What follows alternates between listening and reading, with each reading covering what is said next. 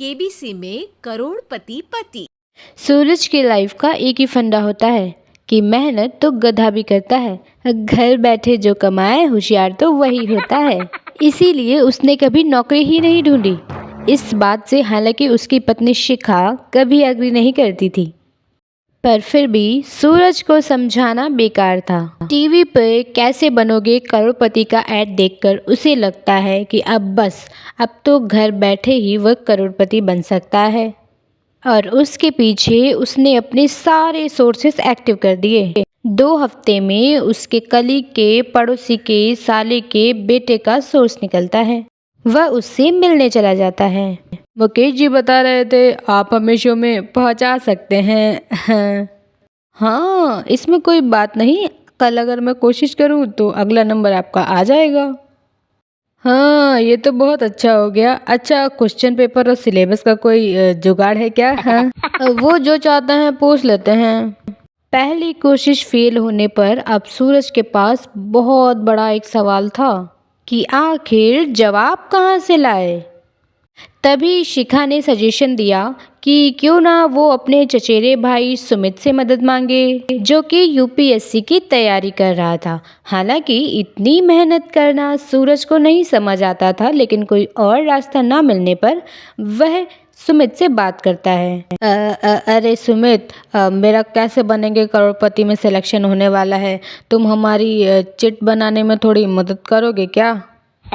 अरे भैया, चिट बनाए तो सालों हो गए, उसमें हमारा एक्सपर्टीज नहीं है। लेकिन आप बोलो तो हम आपकी पढ़ने में ज़रूर मदद कर सकते हैं। हट, कैसी अनाप शनाप बातें कर रहा है तू। सूरज ने उसे मना तो कर दिया था, लेकिन पढ़ाई करने के सिवाय कोई और चारा उसे दिख नहीं रहा था। खासकर 12 के पेपर लीक करने वाले एक्सपर्ट शुक्ला, जो भी हाथ जोड़ लेते हैं। आखिर सूरज को सुमित के पास वापस जाना ही पड़ा, और उसने सुमित और शिखा से वादा किया कि वह बहुत मेहनत करेगा। 1 महीने की पढ़ाई के बाद ये फाइनल हुआ कि शो के 1 हफ्ते पहले एक ट्रायल खेला जाएगा, जिसमें ऑडियंस की जगह रिश्तेदार होंगे और शिखा सवाल पूछेगी। दूर दराज से रिश्तेदार भी हाजिर हो गए आकर देखने कि आखिर कैसे बनेगा सूरज करोड़पति। सब कुछ सेट था और इतने में सूरज आकर अपना स्पीच देता है। ये 1 महीने आसान नहीं था, लेकिन मैं अपनी पत्नी शिखा और अपने दोस्त सुमित की वजह से यहाँ तक आ पाया हूँ। मेरे मम्मी पापा के आशीर्वाद ने भी बहुत साथ दिया है मेरा। मैं उम्मीद करता हूँ आज के शो में आपको बहुत मज़ा आएगा। साक्षी पहला सवाल पूछती है और पूरे कमरे में सन्नाटा छा जाता है। इंडिया में कितने स्टेट्स हैं? 3, सॉलिड, लिक्विड और गैस। अरे रुकिए, तो ऑप्शंस तो देने दीजिए।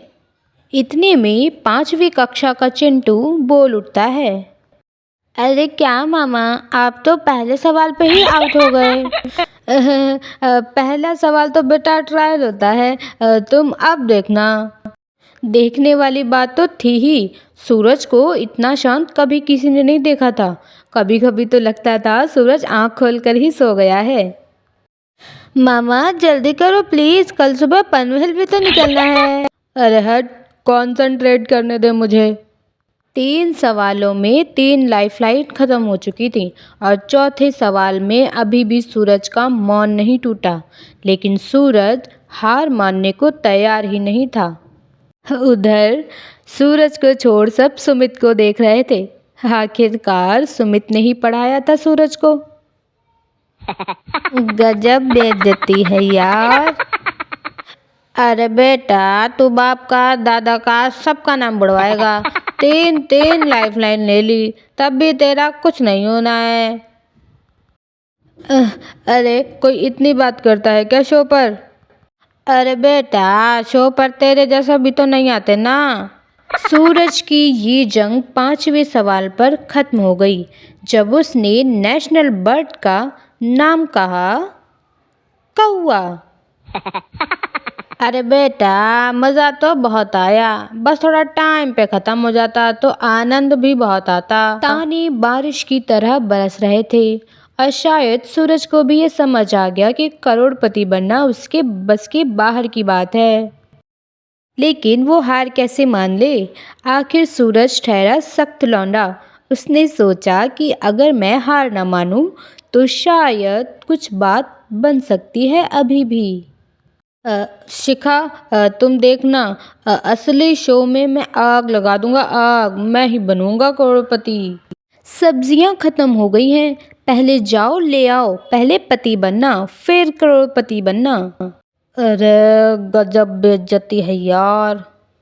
अरे बेटा, अभी तो घर के सामने ही हुई है, एक हफ्ते बाद तो तुम पूरी दुनिया के सामने करके आओगे। वैसे जब टीवी पर जाना ना तो अपने मम्मी का ही नाम लेना, पापा को पूछे तो कहना नहीं है पापा। अरे पढ़ाई की, पेपर भी निकलवाए, घर बुलाए, लोगों के लिए खाना बनवाया, क्या फ़र्क पड़ा।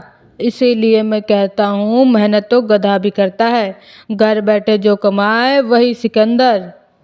लेकिन मामा, गधे भी जानते हैं कि हमारा राष्ट्रीय पक्षी मोर है।